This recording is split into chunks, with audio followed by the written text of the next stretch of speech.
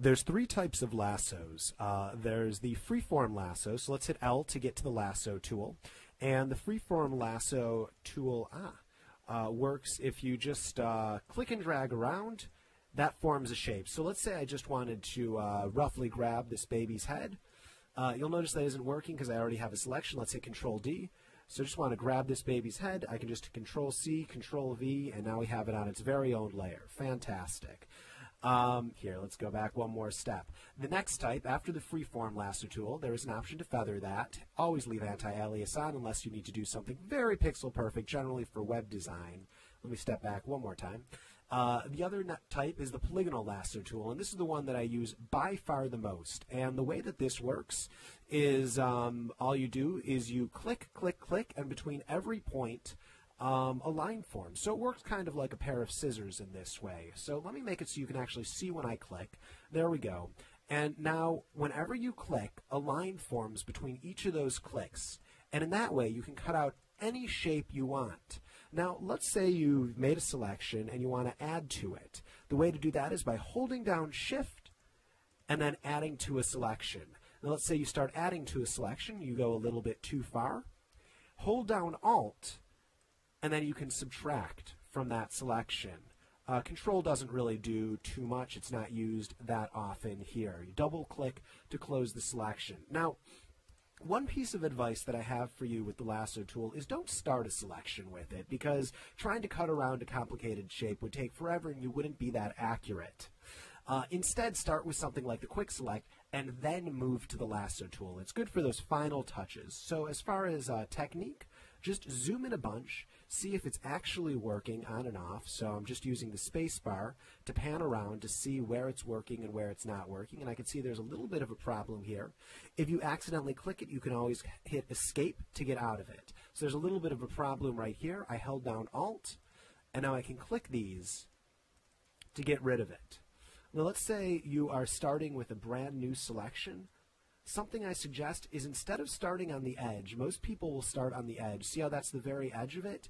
Instead of starting on the edge, where if you double click and make a mistake, you get some shape like this forming. Or here, let's Shift select and keep adding to this selection right here.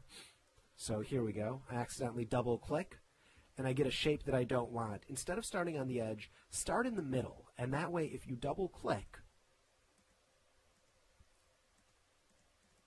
you're left with a shape like this, which is a lot more of what you want, and then you can always hold Shift and keep adding to the selection. Now let's say you're going around selecting, you accidentally do one point that isn't exactly where you want it. If you hit Delete multiple times, delete, delete, delete, you can actually take a few steps back. So if I'm doing this and I see it's a little bit off, delete, delete. So that is the polygonal lasso tool. And then the last one is the magnetic lasso tool. And the way that that works is you click in the center first, and then just kind of roughly go along the edge. And in that way, you can get the points. Now, the trick with the magnetic lasso tool is when you get to a corner, click on that corner, and then it knows to give you a sharp corner right there. There's a couple of options in the magnetic lasso tool. Like all the other selection tools, you can hold Shift to add to the selection, Alt to subtract from the selection, Escape to cancel, double click to agree with it.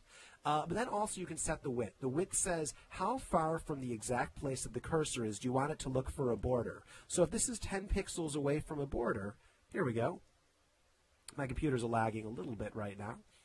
If this is 10 pixels away from the border, it'll still find that border. How much of a contrast do you need between the light and the dark? This is at 10%. That's pretty standard.